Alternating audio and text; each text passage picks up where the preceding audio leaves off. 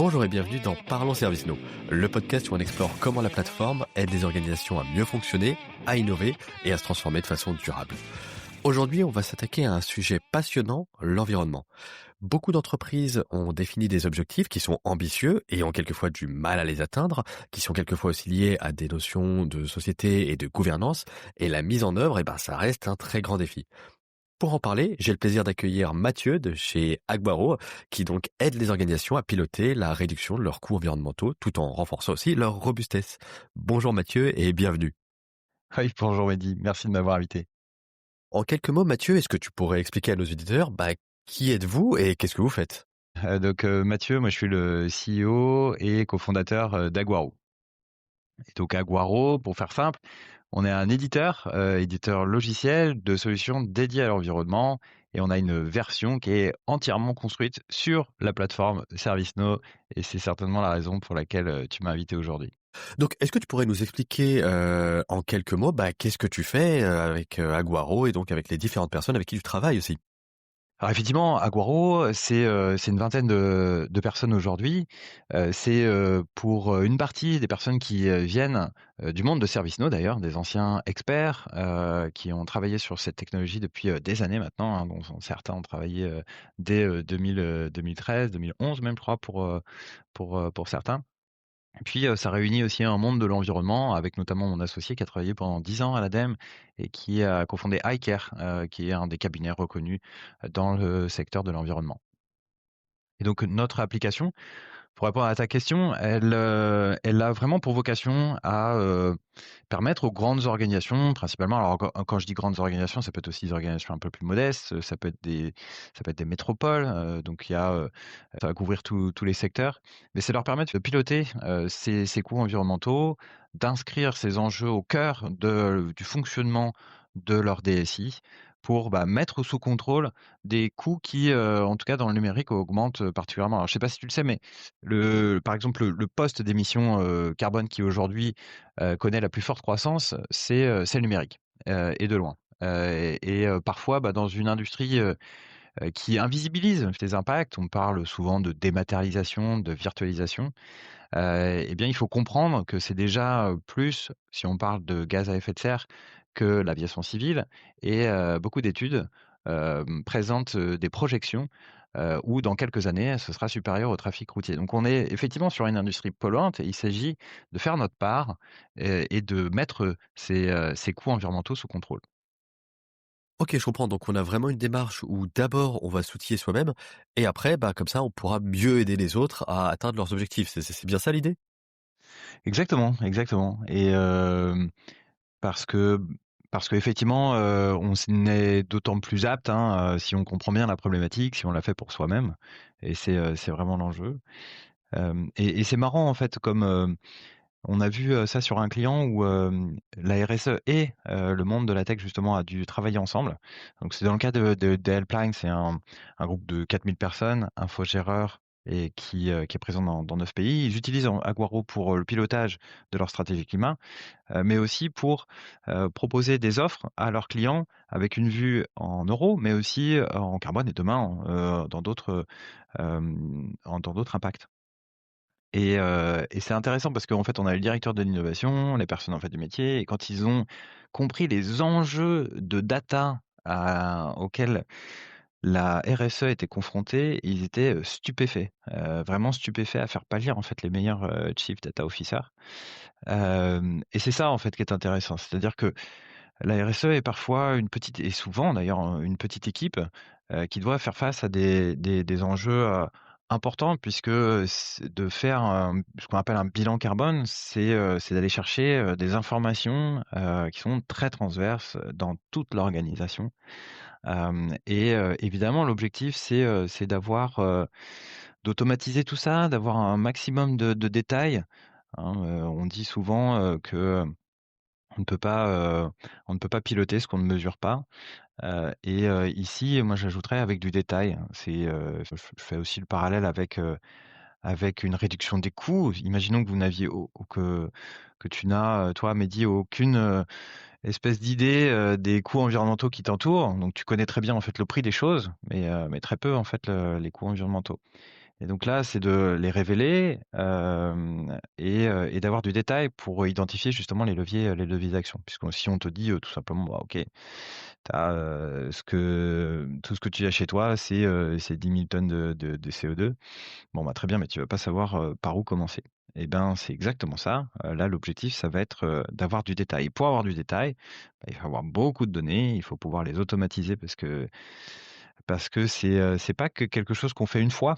On doit, justement, comparer le avant et après, pour valoriser ces actions, pour, vérifier aussi que, bah, ce qu'on a fait était pas contre-productif.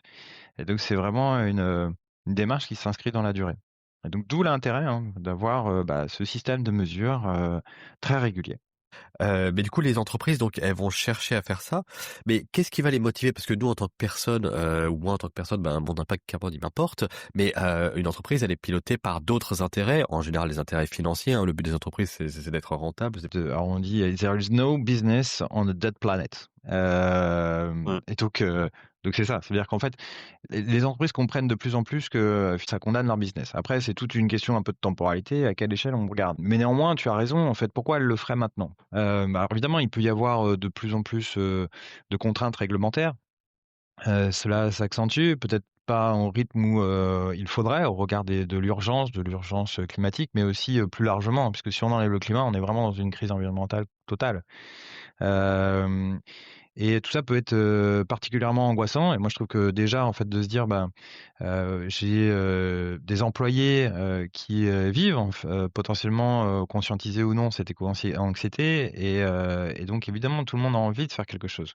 Donc je pense que c'est important quand même de dire, c'est un projet qui est souvent, fédérateur. Et à un moment où justement, on peut un peu perdre de sens, où on travaille de plus en plus à distance, où on a une, distance aussi à l'organisation qui peut être un peu plus lointaine. Bah, voilà, ça fait partie quand même des quelques rares projets qui fédèrent. Et c'est un élément essentiel. C'est un élément essentiel quand on sait aussi que les grandes organisations, elles ont des enjeux de talent. Enfin, c'est un élément, mais pas que. Il y a des risques évidemment réputationnels. Et là, dans des industries, par exemple, qui sont, particulièrement polluantes, qui, justement font des efforts importants pour s'améliorer. Bah, c'est important en fait que même si, l'IT dans ce type d'entreprise, ça reste, assez marginal, par rapport au reste, bah, c'est, de dire que la DSI justement doit faire sa part malgré tout. Et justement, encore une fois, elle sera d'autant plus aider le reste de l'organisation. Donc on parle de Green IT et d'IT for Green, mais on peut pas en fait faire valoir de l'IT for Green si on n'en maîtrise pas les coûts environnementaux, je parle bien. Donc moi j'aime bien parler de ROI environnemental, au même titre qu'on parle de ROI financier. Bah là c'est exactement pareil. Si on veut, valoriser, finalement la tech ou l'IT pour une décarbonation ou pour être plus vertueux, plus généralement, eh bien encore faut-il, justement s'assurer que, on n'a pas des coûts engendrés par cette même, technologie. Principe, assez simple, mais des fois on oublie de faire le parallèle avec la finance. C'est intéressant de regarder les risques cyber. Les risques cyber, par exemple, on sait que c'est un risque important, très bien, et on met des moyens, hein, qui sont, colossaux, pour, prévenir en fait de ce risque. Derrière, il y a aucune économie. Il y a aucun il y a pas de il y a pas d'économie en fait à la clé. C'est plutôt un surcoût.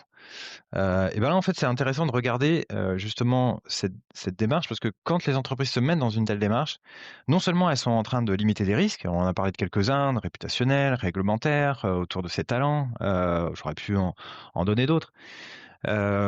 Mais au-delà de ça, ça va converger avec des économies. Et quand on sait que justement on est plutôt sur, une période de contraction budgétaire, c'est intéressant de se dire: «Bah oui, quand, je vais mettre ça en place, je vais trouver des optimisations». Des optimisations sur quoi? Bah, mais des optimisations sur, des achats, parce que je vais, chercher la rationalisation, je vais chercher la mutualisation, mais, aussi c'est une sobriété dans ma consommation d'énergie, hein. On pense souvent en fait à la consommation d'énergie, on pense souvent aux data centers. Les data centers, c'est pas le gros en fait de l'empreinte. On pense souvent aussi à la consommation d'électricité, la consommation d'électricité, parce que on a le sentiment que, le moment où on a de l'impact, c'est au moment où on l'utilise. On utilise en fait, ce serveur, on utilise ce PC, c'est le moment en fait où on le branche à l'alimentation.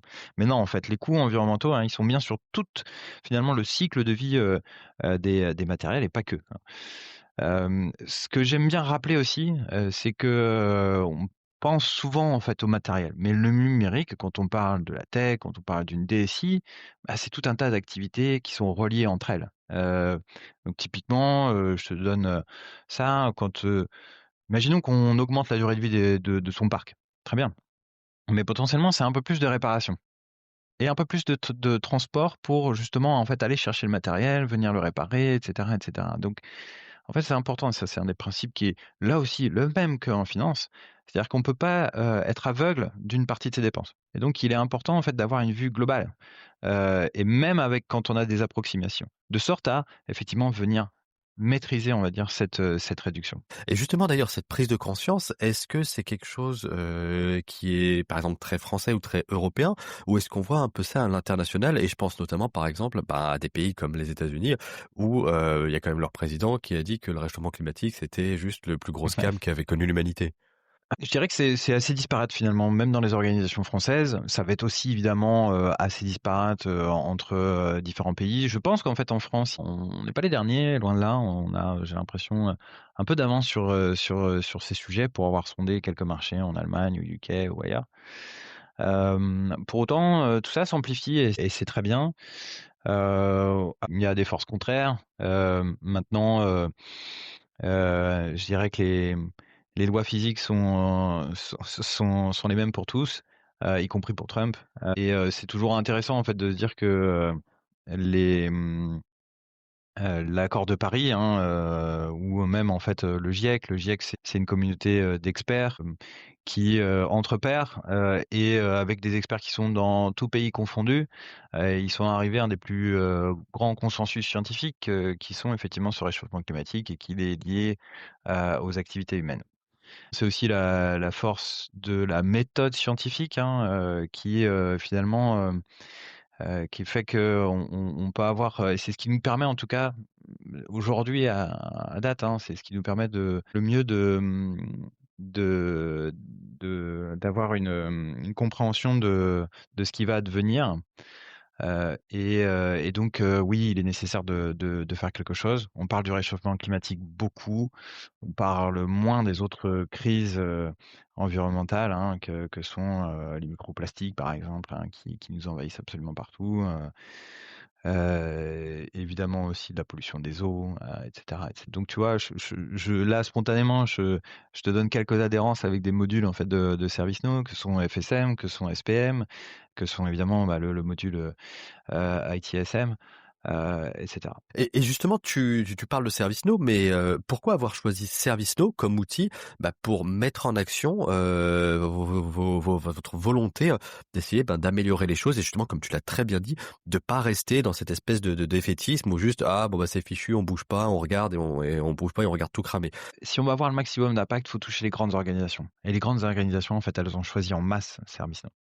Tu as 80% du CAC 40 qui a ServiceNow, tu as 80% du Fortune 500 qui a ServiceNow, et c'était l'occasion effectivement, bah, de venir s'ancrer dans cette appli, dans cette plateforme qui est déjà en fait déployée chez eux, et de venir s'ancrer en fait dans leur processus, sur leurs données. Et donc c'est une des raisons qui nous a amené à considérer ServiceNow, aussi parce qu'en fait on connaissait très bien cette solution.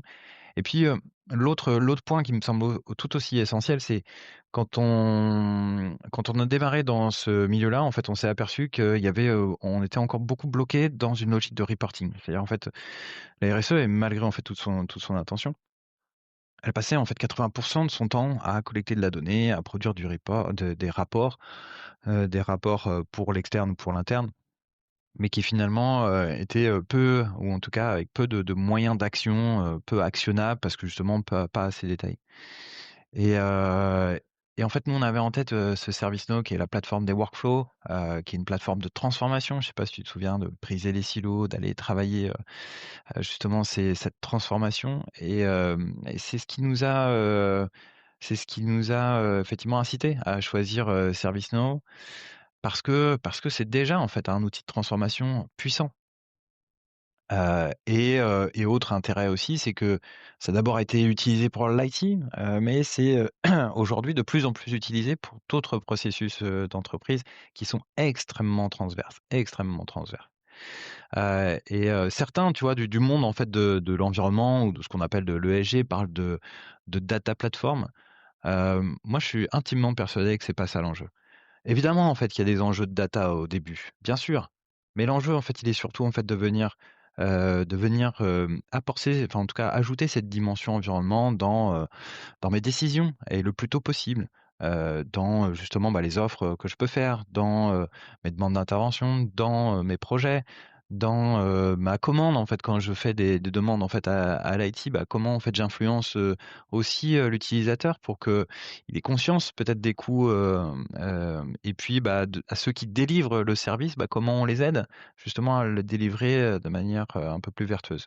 Donc en fait, c'est vraiment parce que ServiceNow, au final, est implanté déjà chez les principales entreprises, ce qui fait que derrière, vous, ça vous fait un levier qui vous permet, j'imagine, d'accélérer justement cette mise en place, plutôt que de repartir sur un tout nouvel outil ou un tout nouveau système Exactement. qui ajouterait encore de la complexité et donc de la lenteur. OK, ça j'entends très, très bien. Mais justement, ServiceNow, comme tu l'as dit, c'est un modèle où il y a déjà beaucoup de données, qui est déjà connecté à beaucoup de choses. Imaginons qu'une entreprise, par exemple, elle ait une donnée qui soit pas impeccable, ce qui, soyons honnêtes, est le cas de pas mal de nos clients. Est-ce qu'on peut quand même déjà commencer à bosser avec Agbaro? Ou d'abord, est-ce qu'il faut vraiment qu'on ait une CMDB, parfaite et après on se mettra en ordre de marche?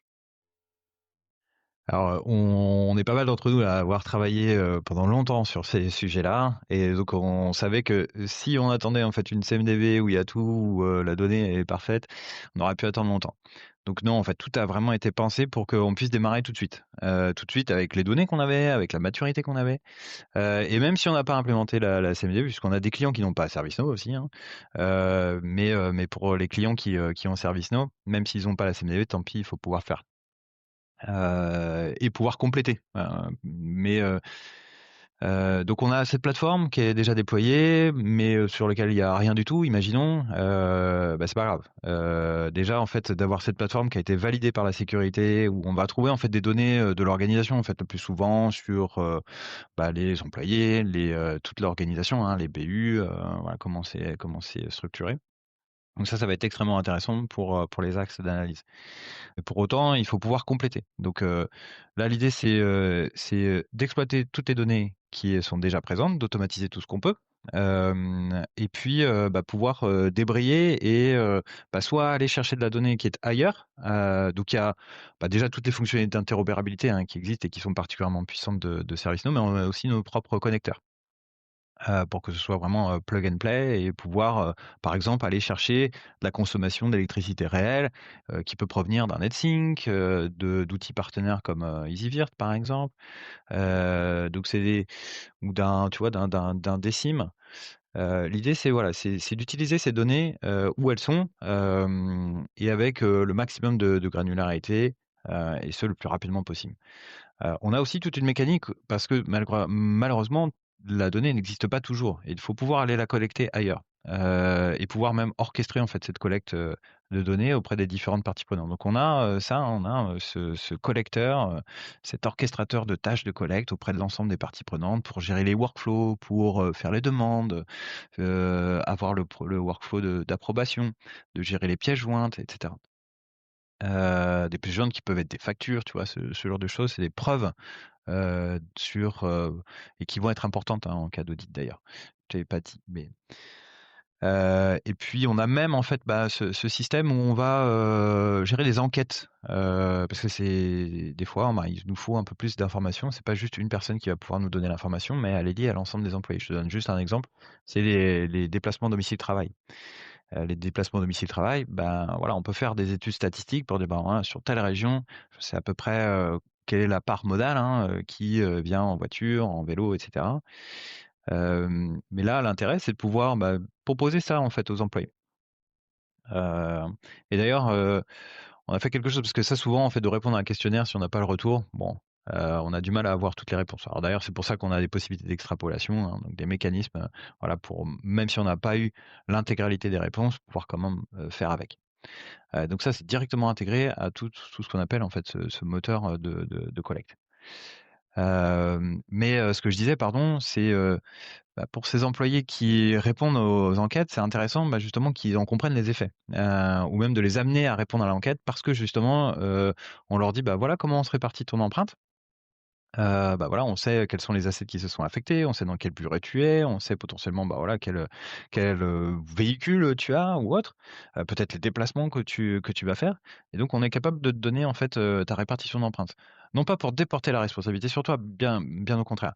C'est plutôt, en fait, juste pour conscientiser, et puis, bah, peut-être justement pour amener une dynamique collective vertueuse en disant: «Bah, en fait, voilà, au sein de cette BU, au sein de cette équipe, voilà où on se situe par rapport au reste et voilà ce qu'on pourrait faire pour s'améliorer et typiquement, bah, si on nous dit, bah, oui, OK, pour toi les déplacements domicile-travail, on a pris une statistique, on va peut-être vouloir se dire: «Bah, non, mais moi, je viens pas en voiture. Justement, j'utilise un peu plus le vélo, un peu plus, en fait, les transports en commun et bah, j'ai envie de voir, en fait, ce chiffre évoluer parce qu'il correspond pas à la réalité». Bah, très bien, en fait, ça les amène, en fait, à répondre à l'enquête, et de l'autre côté, bah, les personnes qui ont du mal souvent, en fait, à obtenir ces informations, elles sont très contentes de l'obtenir. Alors là, tu nous as parlé de tout un tas de choses que vous proposez et du coup, ça m'amène à la question suivante. Mais en fait, j'imagine qu'Aguaro a des offres un peu packagées, c'est-à-dire que c'est pas tout le Mmh. temps du sur-mesure et vous changez d'un client à l'autre. Non. Qu'est-ce que vous offrez aujourd'hui? Comment est-ce que vous Ouais. fonctionnez quand vous arrivez sur une organisation? Cas le plus classique, c'est vraiment réduire en fait, son l'empreinte, en tout cas maîtriser en fait l'empreinte de son organisation. Quand je dis une organisation, soit c'est une entreprise de la tech, soit un GIE informatique, soit une DSI. Avec, bah, voilà un système intégré entre, bah, mon système de mesure régulier, toute ma partie un moteur de simulation, un système d'action avec de plans d'action que je vais pouvoir dispatcher dans l'organisation, que je vais pouvoir justement vérifier avec des actions qui sont quantifiées. Avec, donc du coup, c'est vraiment une trajectoire, un pilotage de trajectoire entre, bah, mon réel, ce que j'ai justement, planifié, ce que j'ai modélisé avec mes simulations et puis, mon forecast. Heu et puis toute une partie, de sensibilisation. Donc ça, bah, finalement, la métrique, c'est, le nombre de devices, c'est les postes de travail, les serveurs physiques. Pourquoi? Alors qu'on évidemment, hein, tu l'as compris, mais c'est pas l'empreinte, que de ces éléments-là, bien sûr, c'est de toute la DSI, des bâtiments, de la flotte de véhicules, de la consommation d'électricité, du hardware, des prestations de services et cetera et cetera. C'est vraiment tout, hein, pour limiter les transferts de pollution, encore une fois. Pour autant, en fait, c'est très représentatif à la fois de la taille de l'organisation, mais aussi de son taux de numérisation, hein. Puisque si tu prends une entreprise du transport ou qui peut-être a beaucoup de conducteurs ou de chauffeurs, bon, bah, en fait, ils sont pas nécessairement en fait un poste de travail, ils sont pas nécessairement en fait des objets numériques et encore quoique tout ça s'augmente. Bref, donc voilà, ça c'est un cas d'usage. Deuxième cas d'usage, c'est pour, justement les chefs de projet ou donc ça c'est assez différent ou un produit, c'est de rendre autonomes, ces managers-là, qui ne sont pas des experts et donc bah, il faut leur donner un cockpit, hein, qui soit vraiment, très, très adapté à leur métier, avec leur terminologie, avec, justement les justes choix, en fait, nécessaires. C'est une calculette alors tu peux dire ça, hein, c'est une calculette, vraiment très ad hoc à leur métier, plus des questionnaires sur, des bonnes pratiques, hein, et donc ça, à un seul et même endroit. Ils vont pouvoir aussi, scénariser, différents projets et ça, bah, c'est tout simplement au nombre de personnes qui va l'utiliser, voilà, pour faire très simple. Et puis on a un dernier, hein, parfois qui est un peu à part, mais heu, souvent, en fait, ce qu'on veut, c'est d'avoir aussi une vue, de l'empreinte de toutes ces applications. Et ça, bah, et voilà, il y a 2 modèles. Soit, en fait, c'est, piloté à l'échelle de mon organisation, soit c'est vraiment, je veux et je pense notamment à Schneider Electric qui, utilise notre application dans le cadre d'un programme de gestion de la dette technique, en tout cas de réduction de la dette technique. Et donc là, pour eux, l'enjeu, c'était d'abord, enfin, c'était surtout d'avoir, l'empreinte par application. Sauf que, bah, si on veut ça, il faut avoir le reste. C'est-à-dire qu'il faut, pouvoir, relier donc mon application avec toute la grappe d'infrastructures et puis, bah, tous les services associés, hein, services associés, même potentiellement les bâtiments associés pour fournir, on va dire, ce service, numérique. Et donc en fait, on a un système, d'allocation, on appelle ça, qui est assez puissant et qui va permettre de recomposer, on va dire, cette empreinte, par application, par le bas, hein, en ayant le plus, de détails, possible là aussi et puis, bah, toujours pareil, si on n'a pas le détail, bah, on débraye et on prend des approximations, un peu plus élevées. Et donc ça, c'est par application. Voilà, donc voilà 3 modèles. qui correspondent aux cas d'usage, les plus fréquents qu'on peut rencontrer. Ça fait vraiment 3 façons d'intervenir qui répondent à 3 besoins quelque part qui sont différents, mais qui sont aussi liés entre eux. Est-ce que aujourd'hui tu vois des évolutions qui seraient amenées à être faites donc sur votre façon de travailler, notamment sur ce que vous mesurez? Parce que on a pas mal parlé de CO2, mais j'ai beaucoup aimé en introduction quand tu parlais des autres types de pollution qui existaient, Ouais. avec notamment les microplastiques et j'imagine que l'IT, bah, doit avoir aussi sa part de responsabilité là-dedans, dans ces microplastiques ou dans d'autres, formes de pollution ou de nuisances à l'environnement. Est-ce que Aguaro a pour objectif de proposer des choses dans ces domaines-là dans les Ouais. mois, années à venir? Alors c'est non, c'est déjà le cas. En fait, on a pensé tout de suite au multicritère, ce qu'on appelle du OK. multicritère, on a même en fait, introduit une notion qu'on n'avait pas vue trop ailleurs en fait, un profil d'empreinte, d'accord? Parce qu'un profil d'empreinte, tu as un facteur d'émission souvent qui est lié à l'empreinte carbone, mais là, un profil d'empreinte, ça va, réunir effectivement, d'autres typologies d'impact. Donc on va retrouver effectivement la consommation d'eau, on va trouver, la toxicité, on va trouver ce qu'on appelle la déplétion de ressources. Et donc c'est déjà le cas. Ce qui est essentiel en revanche, c'est d'avoir, ces données en fait en entrée puisque, on est vraiment à la mon associé dit souvent ça, mais on est, souvent en fait à la préhistoire de la comptabilité environnementale et la comptabilité carbone est au-devant en fait des aides. C'est-à-dire qu'il y a un peu plus de maturité, on va dire, sur celle-ci. On a un peu plus d'informations, donc on sait un peu plus, tu vois, te dire en fait voilà sur, tel type, de matériel, tel type de service, voilà l'empreinte carbone et je l'ai pas nécessairement tout le temps en consommation d'eau. Donc nous, on a notre propre R&D pour, participer et justement augmenter, on va dire, et fournir, hein, ces informations-là à nos clients pour qu'ils puissent le faire. Donc tout ça, en fait, augmente. Pour l'instant, on le fait principalement sur quelques typologies, en fait, de matériel, sur le multicritère. Effectivement, le faire pour l'ensemble des activités, d'une DSI, d'un GIE informatique. Et puis au-delà de ces critères d'impact, souvent, ce qu'on oublie, mais ce qui est au moins aussi essentiel, c'est d'avoir, des KPI de pilotage, qui participent justement à la bonne maîtrise de ça. Je te donne un exemple, c'est les durées de vie, du matériel, puisqu'on sait que si on joue sur la durée de vie, en fait, ça permet justement d'améliorer cette empreinte. Ça peut être, d'avoir tout simplement une vue en kilowattheure. Ça permet, là aussi, en fait, d'avoir cette vue qui est plutôt une donnée d'activité, mais qui est essentielle au pilotage. Je connaissais pas cette notion de multicritère, mais du coup, c'est vachement pertinent parce que ça permet de dresser une vision qui est un peu plus holistique et Oui. ça, c'est carrément cool. OK, donc cette notion de multicritère hyper important, notamment je pense par exemple à des problématiques qu'on voit apparaître pour les producteurs d'IA, où ils vont aller dans des zones qui sont des zones où l'accès à l'eau est très compliqué, mais ils vont aller justement puiser dans ces zones-là pour monter des data centers et produire des IA. Est-ce que, c'est des choses qu'aujourd'hui on sait mesurer? Parce que je sais que ServiceNote notamment a fait pas mal d'évolutions dans sa CMDB, dans le CSDM pour intégrer ces nouvelles notions avec notamment par exemple les assets pour les LLM. Est-ce que aujourd'hui Aguaro a déjà des métriques et déjà en mesure de nous aider à mesurer les impacts sur ces objets-là? Ouais, alors oui, hem, c'est même, primordial. En fait, quand on disait maîtriser l'explosion des coûts environnementaux, c'est d'autant plus vrai avec, l'avènement de l'IA, bien sûr. Alors là, on parle d'IA générative. Hem, il y a, beaucoup d'incertitudes, hein, sur ces calculs, d'IA puisqu'on est encore au tout début mais c'est comme au tout début aussi, des mesures du numérique, hein, où, il a fallu faire avec beaucoup d'approximations, mais c'est pas grave en fait, c'est vraiment la démarche en fait qui compte comme je l'ai dit tout à l'heure. Et donc oui, on permet ça, on commence à avoir, quelques données qui permettent de le maîtriser. Et au-delà des aspects quantitatifs, on a aussi des aspects qualitatifs. Donc comme je te disais tout à l'heure, il y a, par exemple des questionnaires pour des chefs de projet. Ça leur permet en fait de dresser, vérifier leur bon alignement avec, des bonnes pratiques donc il y a différents référentiels qui peuvent exister, mais là, c'est justement en fait de construire ces questionnaires qui sont vraiment très ad hoc en fait pour que, ces personnes-là qui en général ont pas de temps, qu'on cible bien les questions pour s'assurer que, voilà, on respecte ces différents standards. Et qu'on interroge la finalité, que voilà, beaucoup de choses en fait autour de l'IA. Puisque l'IA, en fait, évidemment, il y a les enjeux environnementaux, mais on déborde en fait largement sur des enjeux, éthiques, sociétaux et cetera.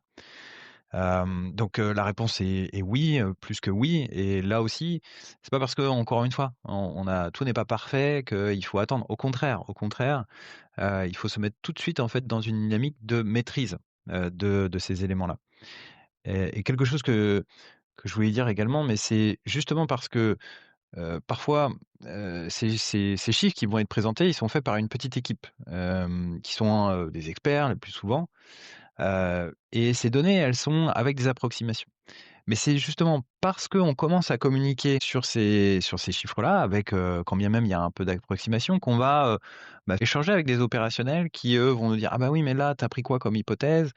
Ah mais non, mais en fait là, tu sais qu'en fait on a des données qui sont ici, ils sont bien meilleures» et finalement, ça instaure, hein, cette dynamique de fiabilisation des données où on a des parties prenantes qui vont être de plus en plus intégrées au processus de fiabilisation, de raffinement en fait de ces données. Encore une fois, hein, c'est pas juste, pour le plaisir d'avoir, du détail. C'est simplement en fait pour, que ce soit le plus actionnable possible. C'est-à-dire, qu'on ait du détail pour savoir, où est-ce qu'il faut agir. Parce que si encore une fois, si on donne un chiffre, voilà, qui est trop macro, sans détail, on ne sait pas bien à quoi il va servir. On est vraiment au balbutiement des mesures, mais comme tu l'as très bien dit, vaut mieux commencer avec quelque chose, d'approximatif plutôt que d'attendre la perfection et puis au final reporter, reporter, reporter et remettre à demain ce que tu pourrais faire aujourd'hui finalement. Oui, puis encore une fois, ça fait partie de la démarche. Enfin, c'est, Ouais. imaginons, enfin, pour te donner, en fait, une image, mais, imaginons que tu sois dans une logique de réduction des coûts, d'accord? Mais sauf que tu sais quasiment pas, en fait, le prix des choses. Tu n'as pas cette information-là et d'ailleurs, en fait, on peut même le dire, hein, même dans la finance, on a aussi des approximations à certains endroits. Mais bref, ce que je voulais dire, c'est que, si on commence pas quelque part, en fait, on peut pas l'améliorer. C'est encore une fois, il faut vraiment avoir ça en tête, c'est une démarche d'amélioration continue et donc plus tard, on se met en ordre de marche et justement, on n'aura pas, en fait, les données et le jour où il y aura un peu plus de réglementaire, ce sera déjà trop tard parce que précisément, en fait, ce type de dynamique, elle se met en place très tôt. Et tout l'enjeu justement, c'est de se dire: «OK, ça va être une démarche d'amélioration continue. Comment je raffine? Quel système je mets en place pour capitaliser d'une itération à l'autre? Comment je fais pour, raffiner? Comment je fais pour fiabiliser mes mesures? Comment je fais pour la diffuser, la communiquer?» et cetera et cetera. Et donc tu parlais justement de réglementaire. Est-ce que au niveau réglementaire, il y a des obligations qui sont propres à la France qui feraient que le marché serait différent? Ou est-ce que c'est quelque chose peut-être plus d'européen, voire mondial? Alors, tu as la loi, REEN, qui effectivement va concerner les grandes métropoles. Donc ça, c'est une spécificité française. Ensuite, tu as, certainement dû entendre parler de la CSRD, qui est, une augmentation de l'exigence, de reporting, ce qu'on appelle extra-financier, qui normalement justement devait impulser une vrai changement puisque, ça, augmentait largement, les obligations des organisations. Donc c'est désormais, réservé, aux plus grandes organisations, hein. C'est un petit millier, je crois, d'organisations qui vont être concernées. Ça a effectivement eu un effet en cascade, pas autant que ce qu'on aurait aimé parce qu'il y a eu un retour arrière, sur cette nouvelle réglementation. Mais, le sens de l'histoire, hein, va évidemment vers, de plus en plus de réglementation mais je crois qu'il faut s'enlever ça de l'esprit puisqu'en fait, si c'est juste, en fait, pour être conforme à une réglementation, c'est pas suffisant. C'est pas suffisant et surtout, en fait, je pense que un des messages, c'est de dire en fait, de mettre en place ce type de dynamique, encore une fois, c'est pour être plus performant, parce que ça va interroger l'efficacité, ça va être aussi de limiter des risques, et ça participe à, voilà, beaucoup de choses et même, comme je l'ai dit tout à l'heure, à des économies et cetera et même ça favorise l'innovation, hein. L'innovation, elle vient sous contrainte également. Bref, donc ça veut dire qu'en fait, les organisations qui mettent ça en place, elles se donnent d'autant plus les moyens d'être plus performantes, plus, résilientes, donc finalement, la question c'est finalement pourquoi ne pas le mettre en place maintenant? Hem et parfois ce qu'on voit en revanche, c'est des petits outils, et c'est super. Enfin je veux dire, il y a vraiment des gens qui font sans budget qui se démènent autant qu'ils peuvent pour faire bouger les lignes, et se sentent, parfois un peu seuls. Et nous, on a une activité qui est finalement très modeste. Enfin, on vient du conseil et on sait qu'un outil, seul, ça fait pas grand-chose. Et donc très modestement, en fait, c'est d'aider ces personnes-là à changer d'échelle, en fait, à utiliser un outil qui est ancré sur une plateforme qui est souvent centrale, en fait, de la DSI pour démultiplier leur impact, pour venir s'inscrire dans des trajectoires stratégiques, du groupe. Et ça, c'est hyper intéressant parce que cette notion de stratégie, justement, on en a parlé dans un épisode précédent où on parlait de SPM et on comprend Mmh. que, ben, en plaçant ServiceNow au cœur de ton SI en tant que, bah, plateforme des plateformes, justement, tu vas pouvoir facilement avoir accès aux informations et derrière aux leviers d'action pour améliorer, ben, notamment ton empreinte carbone, mais plus généralement ton empreinte environnementale, en fait. Ouais, exactement. Et donc je disais, est-ce que Aguaro aujourd'hui est lié d'une quelconque façon à Now Assist ou exploite peut-être Now Assist pour des cas d'usage? Évidemment, Aguaro, c'est d'abord, d'essayer de maîtriser les coûts environnementaux du numérique et du numérique dopé à l'IA aujourd'hui, évidemment. Et on utilise du numérique pour ça. Donc il y a parfois un petit paradoxe. Mais en même temps, on sait que et c'est je parlais de ROI environnemental, je pense que justement notre outil rationalisé sur une plateforme qui est déjà existante, déjà déployée, ça a d'autant plus de sens, et c'est un vrai levier en fait, d'amélioration. Donc est-ce qu'ensuite on doit utiliser l'IA pour, justement, aller encore un cran plus loin? Bah, oui, il y a pas de dogme en fait à avoir. On peut l'utiliser. Encore faut-il s'appliquer à nous-mêmes, effectivement, ce qu'on préconise à nos clients. À savoir effectivement, bah, réfléchir à la finalité, maîtriser les coûts associés à son usage, et aussi, bah, avoir cette logique de ROI environnemental. Donc oui, on réfléchit en fait à un certain nombre de use cases qui vont être les plus à valeur, et on en voit quelques-uns, bien sûr, bien sûr. On a notamment, tu vois, je te parlais de ne serait-ce que le changement d'IHM. On voit, le transfert finalement du portail vers, des agents, conversationnels. Bah, évidemment, ça veut dire qu'en fait, il faut s'inscrire aussi dans ces éléments-là. Et quand, bah, une personne viendra demander un matériel, quand, une personne, bah, c'est aussi peut-être de la sensibiliser sur les coûts, associés à ça. Et quand on a des populations qui sont extrêmement nombreuses, hein, chez les grandes organisations, c'est plusieurs centaines de milliers de personnes, bah, c'est, effectivement, une force de frappe, extrêmement intéressante, dont il serait, dommage de se priver. Donc ça peut être un cas d'usage, mais il y en a plein, sur les données, évidemment. On l'a dit tout à l'heure, il y a des enjeux qui sont extrêmement importants, et donc l'IA peut être, intéressante à ce sujet.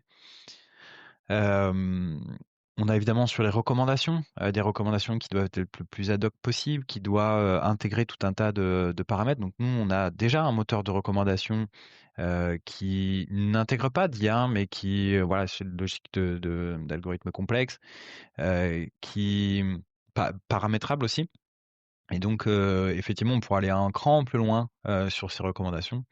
Mais encore une fois, on se précipite pas, sur ces sujets-là, poser en fait les problématiques, de comprendre avec nos clients où est-ce que ça a le plus d'importance pour encore une fois en fait, l'utiliser le plus judicieusement possible et s'assurer d'un ROI environnemental. OK, donc là, on a parlé de Now Assist et je pense notamment à un autre produit qui est la AI Control Tower qui permet d'avoir, ben, justement une tour de contrôle pour les différentes IA parce que certes, il y a Now Assist, mais c'est pas les seuls acteurs dans le domaine. On a aussi, voilà, du Azure, du Google, du Cloud, Mmh. du OpenAI, bref, tout plein d'autres acteurs. Aujourd'hui, est-ce que on arrive quand même à avoir des informations justement sur cette multitude d'acteurs qui sont très, très dépareillés ou est-ce que, il y a encore un effet boîte noire? Alors ça s'améliore, il y a pas si longtemps que ça, tu vois, Google communiquait pas du tout sur ce qu'on appelle le scope 3. Je te parlais d'usage tout à l'heure, la consommation d'électricité, ils communiquaient que sur ça, alors que, bah, comme je l'ai dit, en fait, il y a une bonne partie des impacts sont ailleurs, en amont ou en aval. Donc ça s'améliore, ça s'améliore. Il y a encore quelques mauvais élèves, Mais donc oui, par rapport à l'AI Control Tower, ça c'est extrêmement intéressant et en fait, nous, justement avec Aguaro, vous pouvez ajouter la partie, sustainability, puisque, il y a différents ces éléments, hein, dans cette, Control Tower et nous, effectivement, on pourrait être un des pans supplémentaires sur, justement pour avoir un regard sur les pans environnementaux associés. Et donc par rapport à ce que tu disais, bah oui, il y a beaucoup de modèles qui existent, donc on commence à avoir des éléments. Il y a Mistral qui a fait ce qu'on appelle une ACV complète, qui est intéressante. Et donc on commence à avoir des informations et on peut, encore une fois, comme je l'ai dit tout à l'heure, commencer à maîtriser ces enjeux-là.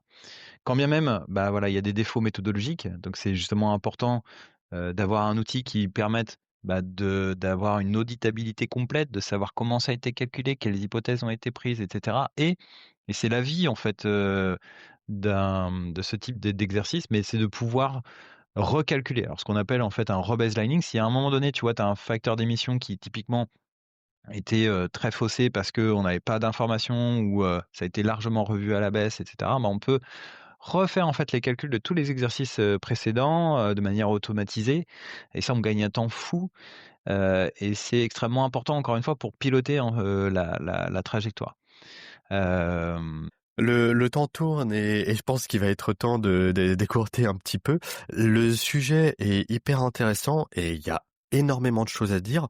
Donc tout d'abord, merci Mathieu, de t'être rendu disponible et puis de nous avoir partagé les infos, et ton expérience aussi sur le sujet.